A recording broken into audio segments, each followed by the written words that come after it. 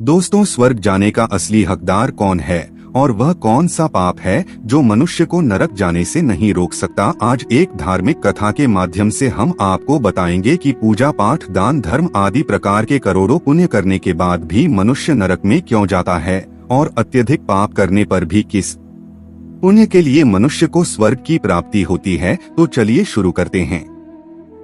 दोस्तों, मध्य देश की बात है। एक ही समय पर 5 मनुष्यों की मृत्यु हो जाती है और वे सभी यमलोक में पहुंच जाते हैं। यमलोक का दृश्य देखकर वे भयभीत हो जाते हैं। विशालकाय आकार वाले यमराज सुवर्ण से बने सिंहासन पर विराजमान होते हैं। उनके पास चित्रगुप्त बैठे हैं, जिनके पास सभी प्राणियों का लेखा जोखा रखा हुआ है। यम के दूत प्राणियों को आगे धकेल रहे हैं। कुछ मनुष्य जोर जोर से विलाप कर रहे होते हैं तो कुछ मनुष्य अत्यंत प्रसन्न होकर चल रहे होते हैं। स्वर्ग के द्वार से सुंदर प्रकाश दिखाई पड़ रहा होता है तो वहीं नरक के द्वार से धधकती हुई अग्नि की ज्वाला दिखाई पड़ रही होती है। इस भयानक दृश्य को देखकर वे पांचों एक दूसरे से बात करने लगते हैं और अपने अपने पाप के विषय में चर्चा कर रहे होते हैं। उन 5 में से 4 लोगों ने अपने जीवन में बहुत पाप कर्म किए हुए होते हैं और उन सभी को जान पड़ता है कि अब वे चारों ही नरक में ही जाने वाले हैं। उन चारों में एक चोर होता है, दूसरी वेश्या होती है, तीसरा विद्वान पंडित होता है तो चौथा एक राजा का सैनिक होता है तथा 5वां एक धनवान किसान होता है। वे पांचों अपने अपने कर्म फलों को भुगतने के लिए तैयार होते हैं। एक एक करके सभी पाप और पुण्य आत्माएं आगे चल रही होती है। विचारों एक दूसरे के पाप कर्मों के बारे में बताने लगते हैं। पहले चोर कहता है, भाई मैं तो पक्का नरक में ही जाऊंगा क्योंकि मैंने बहुत बार चोरी की है, दूसरों का धन लूटा है, दूसरों को तकलीफ दी है, लेकिन ऐसा मैंने मजबूरी में किया था। चोरी करके मैं अपने परिवार का पेट पालता था क्योंकि मुझे कोई काम नहीं देता था। शायद विधाता ने मेरे भाग्य में यही लिखा था, इसीलिए मैं ही हम चारों में सबसे बड़ा पापी हूँ। मेरे पाप से मुझे कभी मुक्ति नहीं मिलेगी कि मैं जानता हूँ। पता नहीं मुझे अगला जन्म किस पशु का मिलेगा, यमराज मुझे कौन सा दंड देंगे। उसके बाद अंदेशा बोलती है, भाई हम चारों ने ही सबसे बड़ी पार्टी नहीं हो, मुझसे बड़ा पाप यहाँ पर किसी ने नहीं किया होगा। जो स्त्री अनेक पुरुषों के साथ संबंध बनाती है उसे नरक नहीं डाला जाता है, यही शास्त्र कहते हैं। इसीलिए मेरा भी नरक में जाना तय है। किंतु मैं शपथ खाकर कहती हूँ, मैंने जानबूझकर नहीं किए हैं। जब मैं छोटी उम्र की थी तभी एक दुष्ट व्यक्ति मुझे उठाकर ले गया और जबरदस्ती मुझे पेशा बना दिया। मैंने न चाहते हुए भी कई पुरुषों से संबंध बनाए हैं। मेरे पास जीवित रहने के लिए यही एक उपाय बचा था। नहीं करती भी तो क्या करती, मेरे पास इतनी शक्ति नहीं थी कि ने उस दुष्ट पुरुष से लड़ता। को पता नहीं किस बात के कारण मुझे इस जन्नी वेश्या बनना पड़ा। न जाने आगे मुझे किस पशु के रूप में जन्म लेना पड़ेगा। मेरे पाप से यह जान पड़ता है कि ने भी पक्का नरक नहीं जाऊंगी। उसके बाद वह सैनिक बोलने लगता है, भाई हम चारों में सबसे बड़ा पापी तो मैं ही हूँ। मैंने बहुत बड़े पाप किए हैं। मैं राजा का सिपाही था, इसीलिए मैं लोगों पर जोर जबरदस्ती करता था। मैंने कितनों के प्राण लिए हैं, न जाने कितने मासूम लोगों को सताया है, न जाने कितने निर्दोष लोगों को मेरे हाथ से दंड मिला है। यमराज मुझे कभी क्षमा नहीं करेंगे और मैं निश्चित ही नरक में ही जाऊंगा। लेकिन मैंने ये सभी पाप जानबूझकर में नहीं किए हैं। अपने प्राणों के भय से और परिवार के पालन पोषण के लिए मुझे यह पाप करने पड़े हैं। हमारा राजा जो कहता था उसका पालन हमें करना पड़ता था। राजा के विरुद्ध भला कोई साधारण मनुष्य कैसे जा सकता है। यह सभी पाप करते हुए मुझे अत्यंत दुख भी होता था और मैं जानता था कि यह पाप करने से मुझे नरक की ही प्राप्ति होगी। किंतु परिवार के मोहवश होकर मैंने ये काम किया है।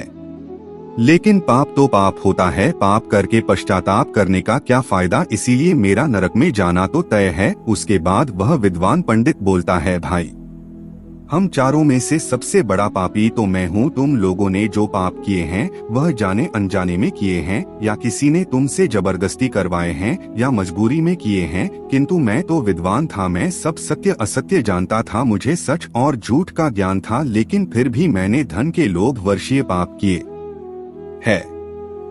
शास्त्र कहते हैं कि जो सब कुछ जानकर भी पाप करता है वह निश्चित ही नरक में गिरता है। मैंने अपने ज्ञान का दुरुपयोग किया है। मैंने अपने ज्ञान का उपयोग लोगों की सहायता के लिए नहीं बल्कि धन को कमाने के लिए किया है। मेरे घर की परिस्थिति अत्यंत गरीब थी। मेरे पिता भिक्षा मांगकर गुजारा करते थे, लेकिन मैंने अपने घर की गरीबी को दूर करने के लिए धन लेकर ज्ञान देने की चेष्टा की है। शास्त्र कहते हैं जो विद्वान ब्राह्मण अपने ज्ञान का दुरुपयोग करता है उसे निश्चित ही नरक में जाना पड़ता है। मैंने लोगों को ज्ञान देने के बदले में उनसे धन लिया है, कभी किसी को मुफ्त में गया नहीं दिया। इसीलिए आप चारों में सबसे बड़ा पापी तो मैं ही हूँ और मुझे ही नरक में जाना पड़ेगा। उन चारों की बात सुनकर वह धनी किसान हंस पड़ा और बोलने लगा, तुम चाहो तो इतने बड़े पापी हो कि तुम लोगों को नरक में जाना ही पड़ेगा।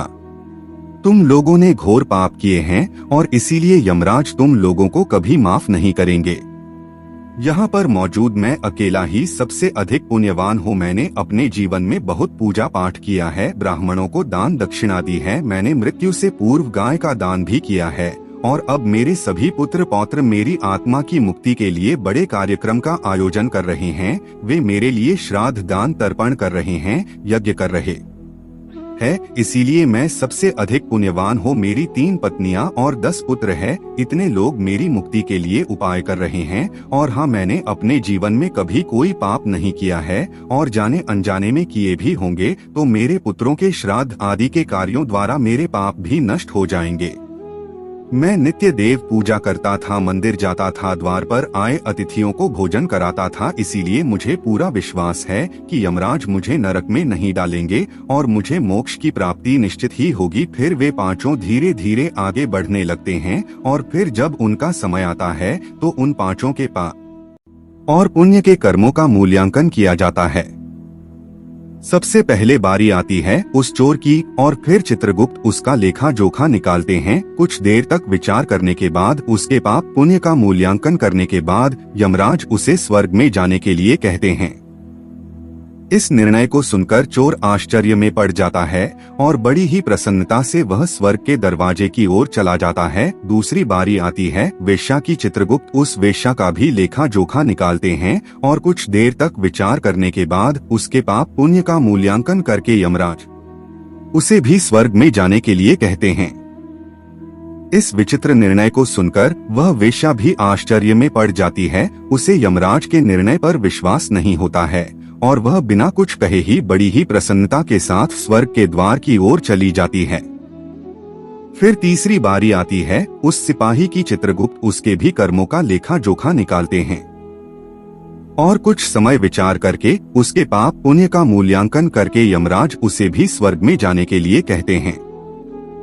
इस निर्णय को सुनकर वह सिपाही भी सोच में पड़ जाता है और बड़ी ही प्रसन्नता के साथ वह स्वर्ग के द्वार की ओर निकल जाता है। फिर चौथी बारी आती है उस विद्वान ब्राह्मण की। चित्रगुप्त उस ब्राह्मण के कर्मों का लेखा जोखा निकालते हैं और कुछ देर तक विचार करते हैं। फिर यमराज उस ब्राह्मण को भी स्वर्ग में जाने के लिए कहते हैं।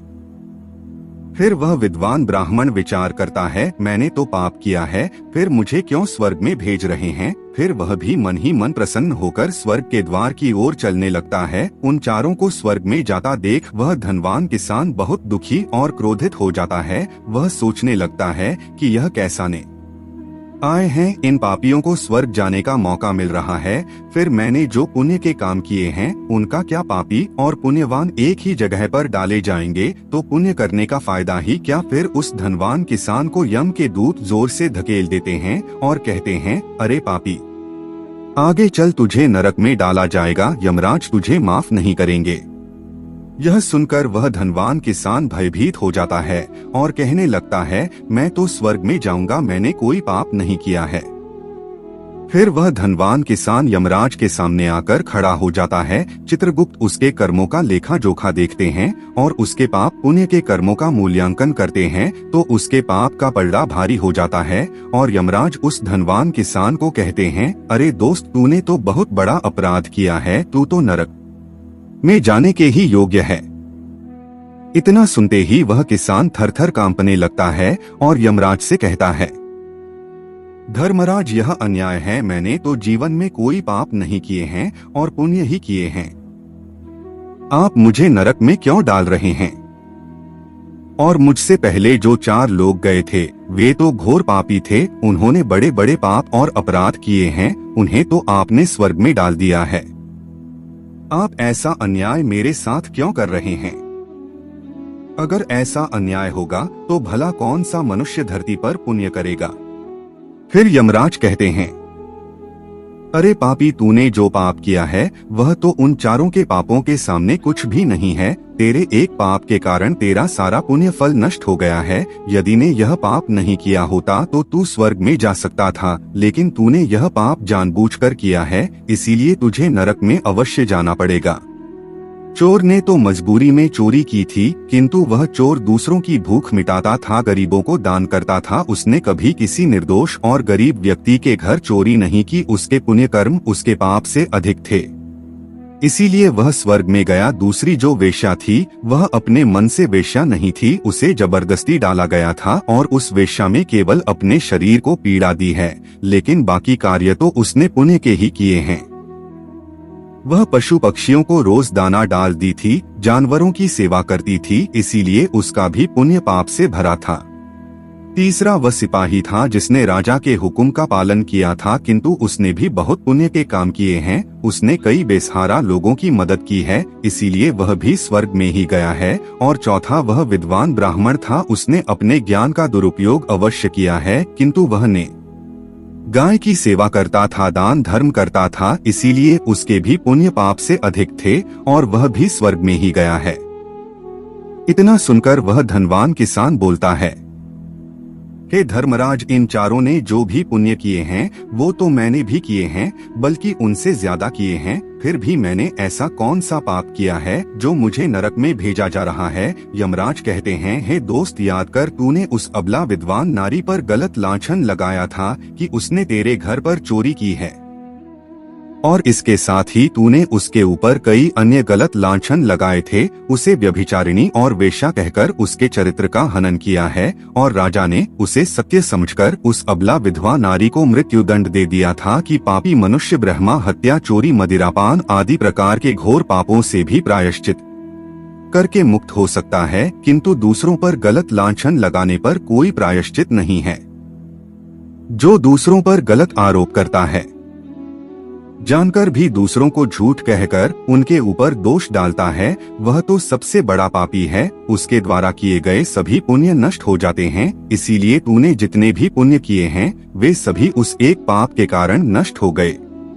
फिर यमराज यमदूतों को कहकर उस पापी किसान को नरक ले जाने के लिए कहते हैं, और वह किसान रोता हुआ विलाप करता हुआ नरक के मार्ग पर चलने लगता है। तो दोस्तों, इस प्रकार से धर्मराज ने कहा है, कभी किसी पर गलत आरोप नहीं करना चाहिए, सत्य जानकर भी असत्य का साथ नहीं देना चाहिए। जो दूसरों पर गलत आरोप डालता है उसे यमराज कभी क्षमा नहीं करता है।